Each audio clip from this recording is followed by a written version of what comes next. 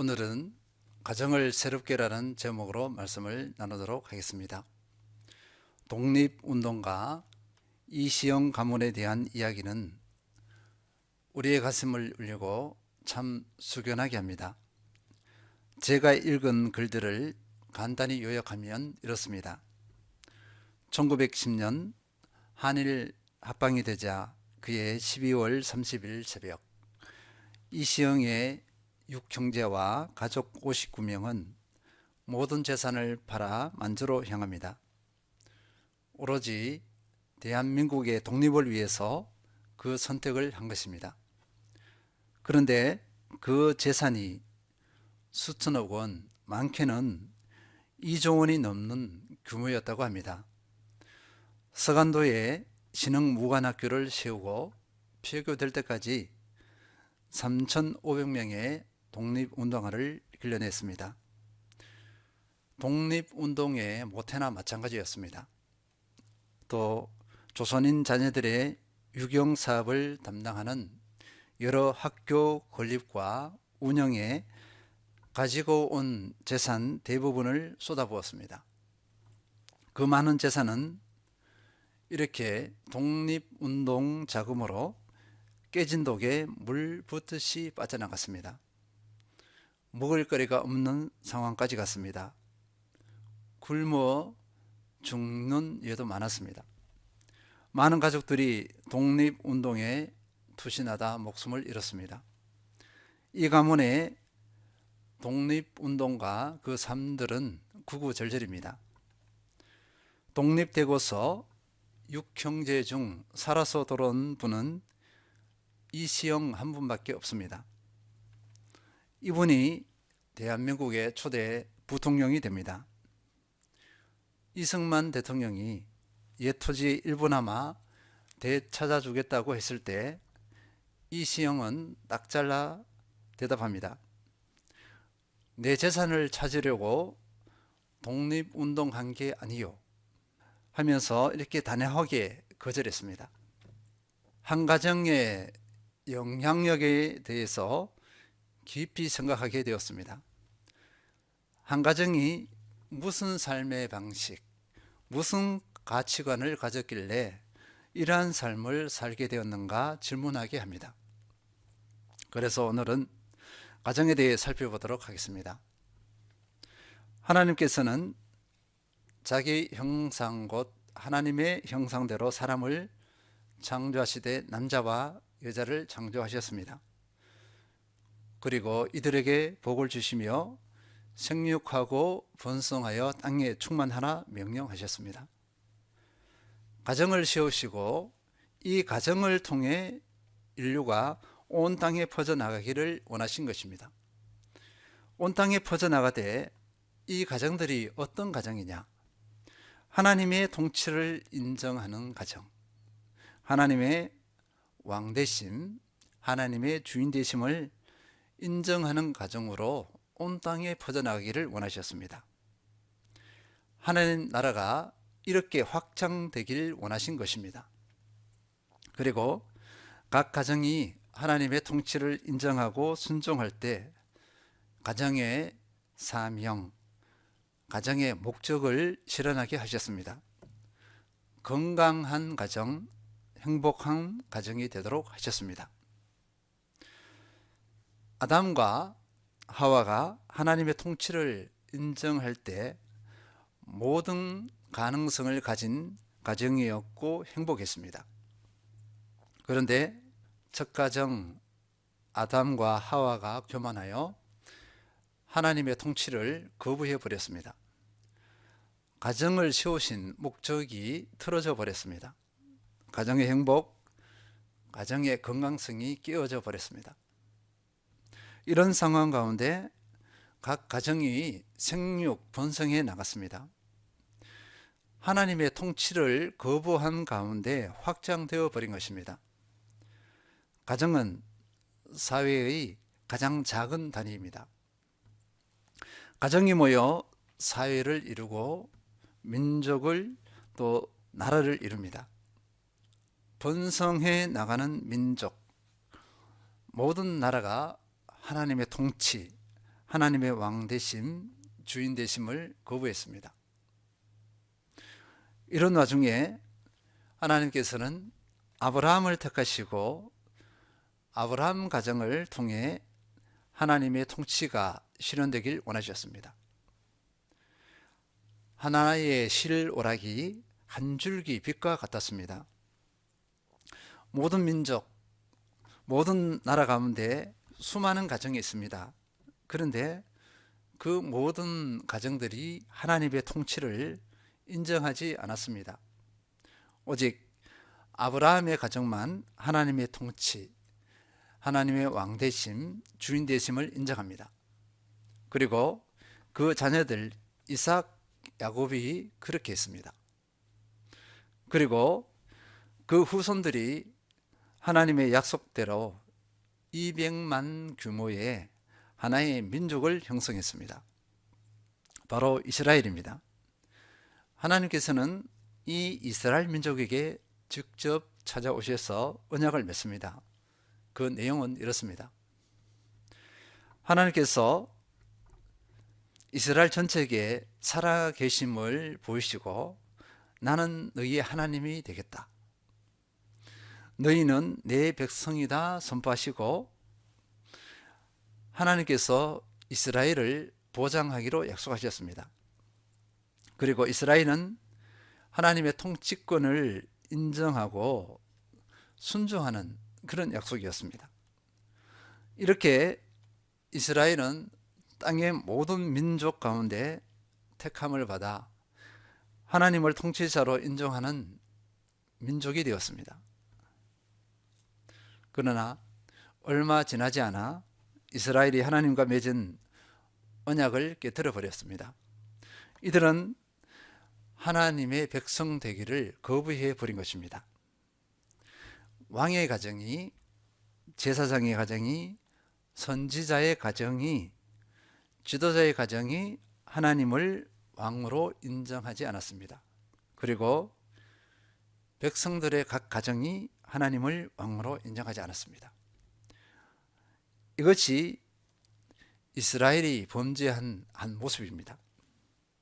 하나님께서 약속을 깨뜨리신 것이 아니었습니다. 하나님께서는 선하시고 신실하셔서 절대로 약속을 깨뜨리시는 분이 아닙니다.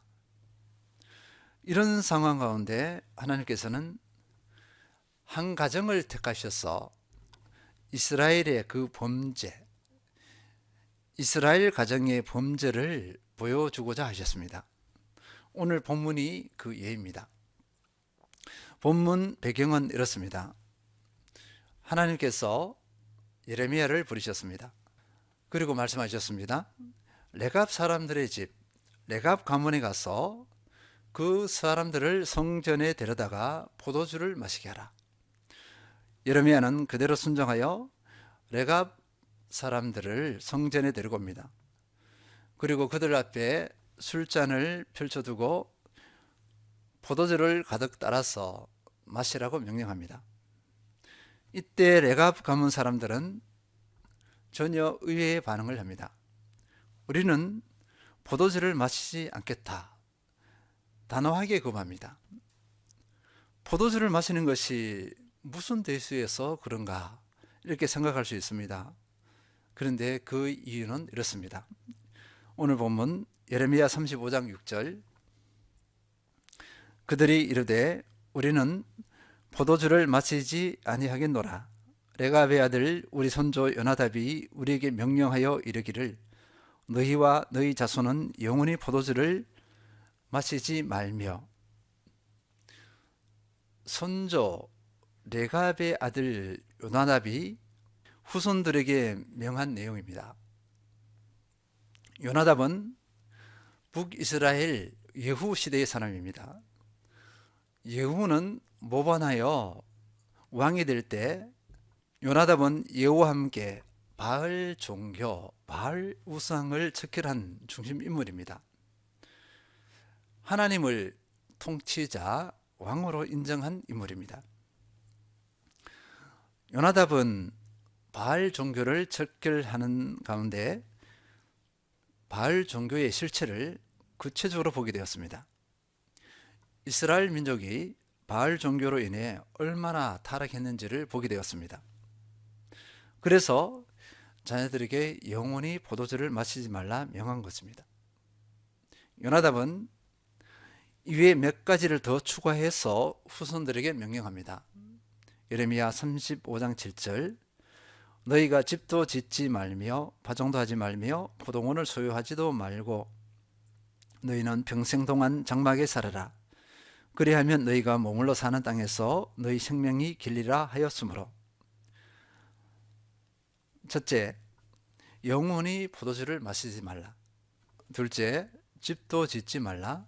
셋째, 파종도 하지 말라. 넷째, 포도원을 소유하지 말라.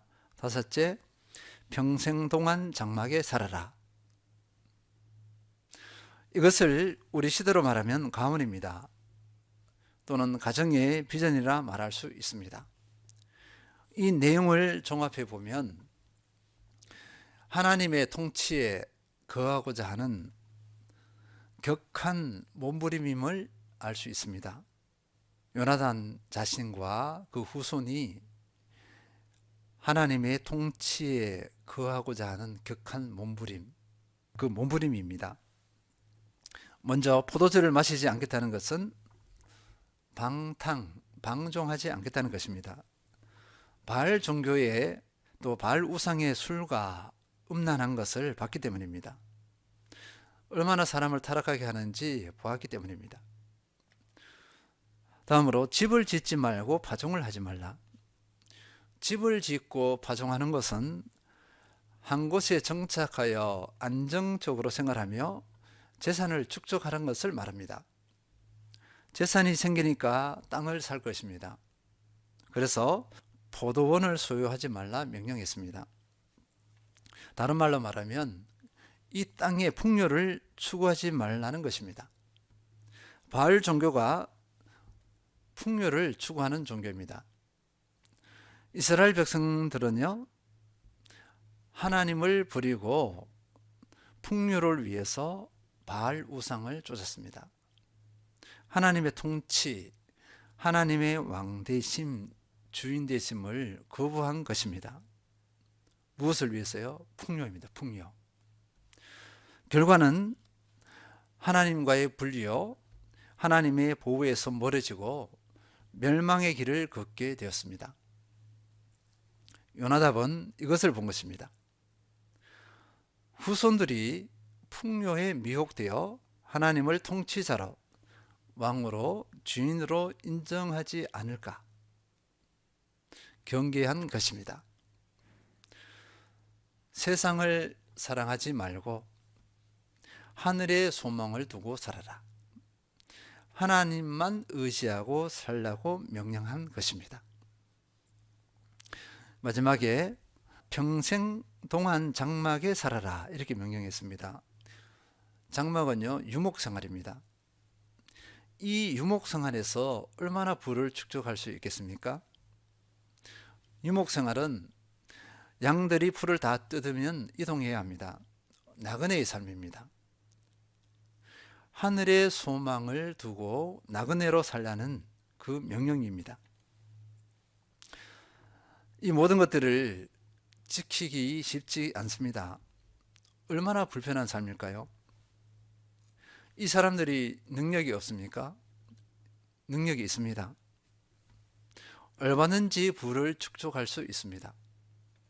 그런데 자발적인 검소함, 자발적인 소박함을 선택했습니다. 그런데 그 후손들이 어떻게 반응했을까요? 집을 잘 짓고 떵떵거리고 사는 사람들을 수없이 보았을 것입니다.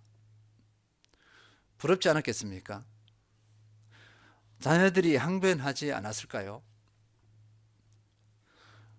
우리는 왜 이렇게 살아야 하나요? 하나님께서 허락하신 풍요를 우리는 왜 누리지 못하나요? 우리가 어리석은 것은 아닐까요? 갖가지 의문을 던지고 저항하며 풍요를 누리려고 했을 것입니다. 분명 그런 유혹이 있었을 것입니다. 그러나 이 가문은 결국 이렇게 있습니다. 예레미야 35장 8절에서 10절, 우리가 레갑의 아들 우리 손조 요나답이 우리에게 명령한 모든 말을 순종하여 우리와 우리 아내와 자녀가 평생 동안 포도주를 마시지 아니하며 살 집도 짓지 아니하며 포도원이나 밭이나 종자도 가지지 아니하고 장막에 살면서 우리 손조 요나답이 우리에게 명령한 대로 다 지켜 행하였노라. 지키기가 쉽지 않았을 것입니다. 본인은 이 모든 것을 지킨다고 합니다. 그런데 며느리가 들어옵니다. 사위가 들어옵니다. 그런데 며느리가 이것을 지켰다는 것입니다. 사위도 지켰다는 것입니다. 다른 말로 말해서 비전을 같이 했다는 것입니다. 이 가문에 동의하고 지켰다는 것입니다. 부모가 지키니 자녀들도 지켜나갑니다. 대충 한 것이 아니라 요나답이 우리에게 명령한 대로 다 지켜 행하였노라. 다 지켜 행하였노라. 명령한 것을 그대로 다 지켰다는 것입니다. 너무나 우직해 보입니다. 바보 같아 보입니다. 사람들에게 별의별 이야기를 다 들었을 것입니다. 수많은 유혹이 있었을 것입니다. 그럼에도 다 지켰습니다.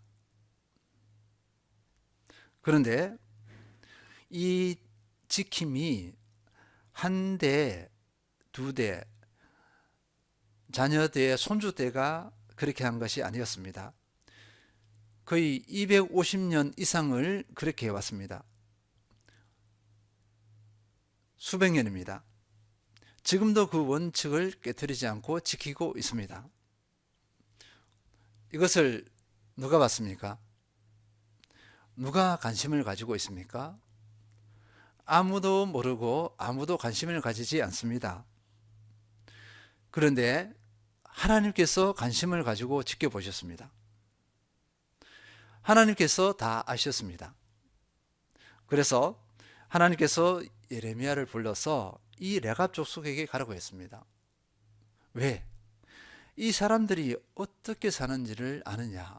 내가 한번 보라는 것입니다. 이 가문이 조상의 명령을 따라서 지금까지 지키고 있다. 하나님의 통치, 하나님의 왕되심, 하나님의 주인 되심을 인정하고 순종하고 지금까지 이 삶을 살아내고 있다. 이 시대가 어떤 시대입니까?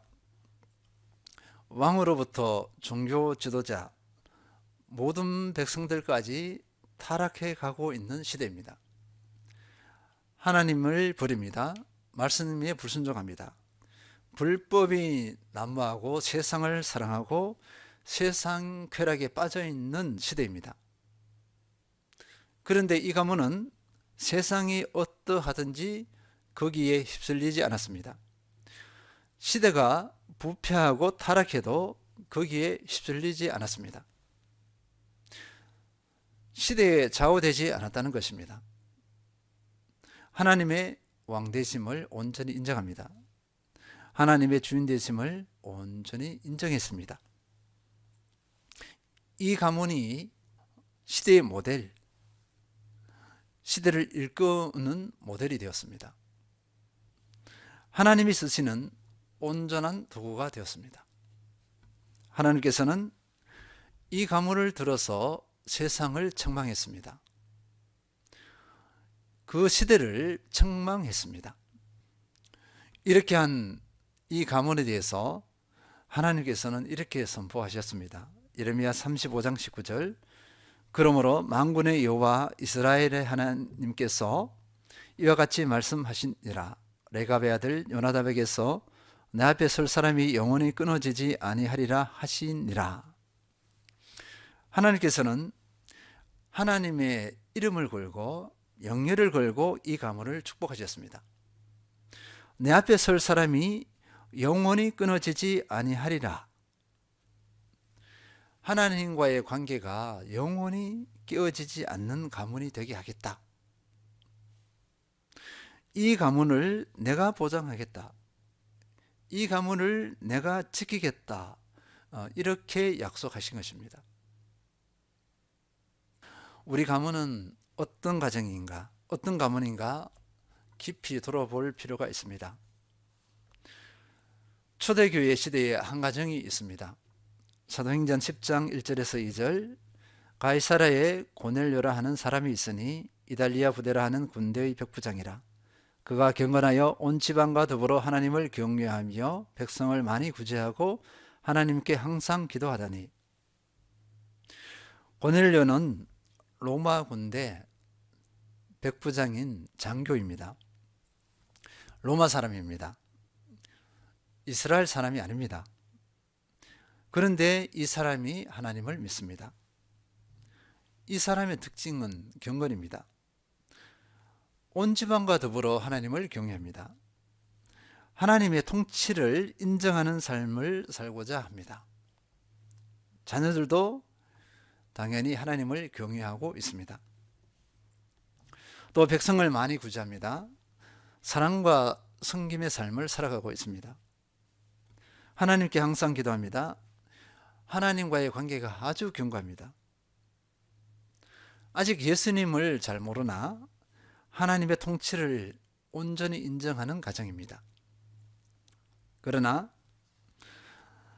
이 당시 이스라엘 사람들은 고넬료와 같은 사람을 이해하지 못합니다.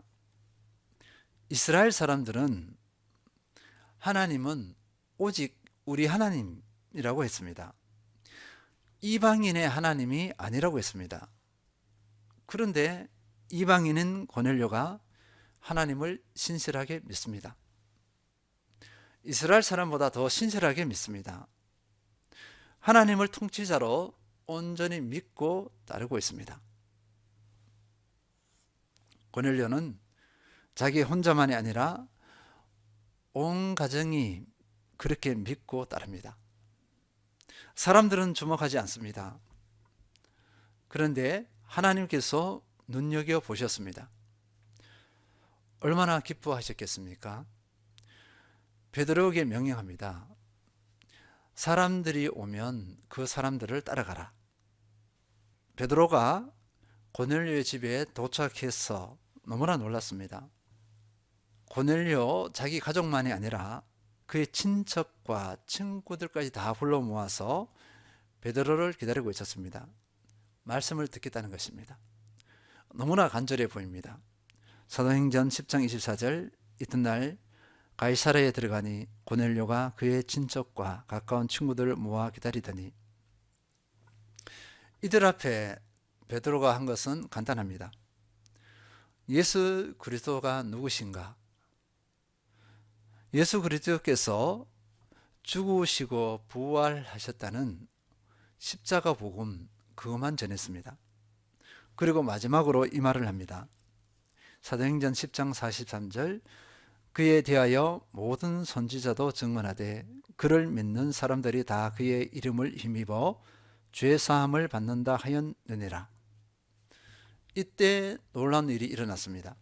사도행전 10장 44절, 베드로가 이 말을 할 때에 성령이 말씀 듣는 모든 사람에게 내려오시니. 고넬료와 함께한 사람들로 놀랐습니다. 그런데 더 놀란 것은 베드로와 같이 온 유대인들입니다.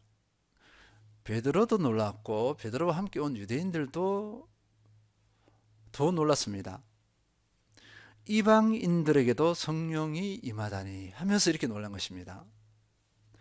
베드로와 함께 온 유대인들이 왜 그렇게 놀랐겠습니까? 이들은요, 성령이 임하는 것, 곧 구원은 유대인에게만 하는 그런 사고방식이었습니다. 그런데 이방인은 로마 사람들에게 성령이 임한 것입니다. 구원이 임한 것입니다.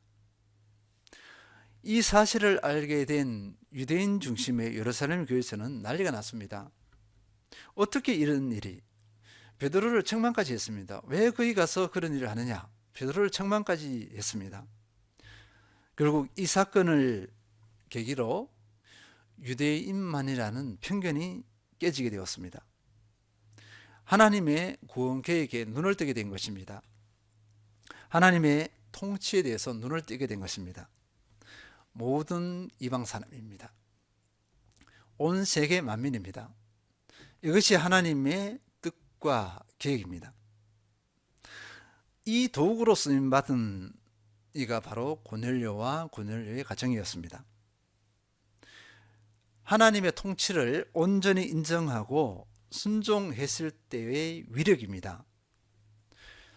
하나님의 통치를 인정하는 가정의 축복을 이렇게 성경을 통해 확인해 봤습니다. 그러면 우리 주변에서는 확인할 수 없을까? 쉽지가 않습니다. 내면과 삶의 실제 모습을 모르기 때문입니다. 그런데 미국의 교육가 알버트 원십이라는 사람이 두 사람의 후손을 추적해서 연구한 적이 있습니다. 특히 조나단 에드워즈의 후손들 1390명이 정치, 경제, 사회, 문화 등 각 분야에서 두각을 드러냈습니다. 목사, 신학자, 선교사도 100여 명이 넘었습니다. 이 결과에 대해 비판이 많습니다. 기복적일 수 있다. 세속적인 평가이다. 그리고 하나님의 통치를 인정했는지 어떻게 알 수 있는가? 이런 비판이 있습니다. 그러나 분명한 것은 조상 한 사람의 삶이 그 후손에게 미치는 영향이 얼마나 지대한 것을 보여주고 있습니다. 바로 신앙의 유산입니다. 가정을 새롭게 하는 것은 먼저 부모의 책임입니다. 부모님의 하나님의 통치, 하나님의 왕되심, 주인이심을 얼마나 인정하느냐입니다. 이것이 1차 조건입니다. 다음으로 그 자녀가 이 삶을 그대로 이어받는가 하는 것입니다. 자녀가 이어받지 않으면 단절되어 버립니다. 레갑 족속, 고넬료의 후손들, 에드워즈의 가문은 부모 세대의 믿음을 이어갑니다. 이것을 가지고 믿음의 명문 가문이라 합니다. 믿음의 명문 가문은 쉽게 형성되지 않습니다. 그 후손들이 계속 그 믿음을 이어주어야 하기 때문입니다. 이제 우리 자신을 돌아볼 때입니다. 우리 가정의 가훈, 우리 가정의 비전은 무엇인가? 나는 부모 세대로서 역할을 제대로 감당하고 있는가? 나는 자녀 세대로서 역할을 제대로 감당하고 있는가? 마무리하겠습니다. 가정은 하나님께서 세우신 최고의 공동체입니다. 그러나 이 가정이 하나님의 뜻대로 축복된 가정, 축복된 공동체가 되기 위해서는 하나님의 통치를 인정해야 합니다. 우리 가정이 새롭기를 원한다면 하나님의 통치, 왕되심과 주인되심을 온전히 인정하는 것을 살펴봐야 합니다. 먼저 부모 세대입니다. 그리고 그 자녀 세대가 그렇게 해야 합니다. 하나님께서 우리 가정을 통해 어떤 일을 행하실지 모릅니다. 레갑 족속과 같이 시대의 빛이 되는 가정이 될 수 있습니다. 고넬료 가문처럼 복음의 거룩한 통로가 될 수 있습니다. 요나단 에드워즈의 가문처럼 사회 곳곳에 선한 역할을 감당할 수도 있습니다. 여호수아가 마지막 유언으로 이스라엘 백성에게 외쳤던 그 고백과 선포를 확인해 봅니다. 여호수아 24장 14절 15절 그러므로 이제는 여호와를 경외하며 온전함과 진실함으로 그를 섬기라. 너희의 조상들이 강 저쪽과 애굽에서 섬기던 신들을 치워버리고 여호와만 섬기라. 만일 여호와를 섬기는 것이 너희에게 좋지 않게 보이거든 너희 조상들이 강 저쪽에서 섬기던 신들이든지 또는 너희가 거주하는 땅에 있는 아모리 족속의 신들이든지 너희가 섬길 자를 오늘 택하라. 오직 나와 내 집은 여호와를 섬기겠노라 하니. 오직 나와 내 집은 여호와를 섬기겠노라. 오직 나와 내 집은 하나님을 통치자, 하나님을 왕으로, 하나님을 주인으로 섬기겠노라 고백했던 여호수아. 이 여호수아의 고백처럼 이 고백이 나의 고백, 우리 가정의 고백이 되어서 가정들이 위기에 직면해 있는 이 시대에 내가 새롭게 되고 가정이 새롭게 되는 은혜를 누리고 이 시대에 하나님의 통치를 증거하는 거룩한 도구로 쓰임받는 모든 가정 되시길 축원드립니다.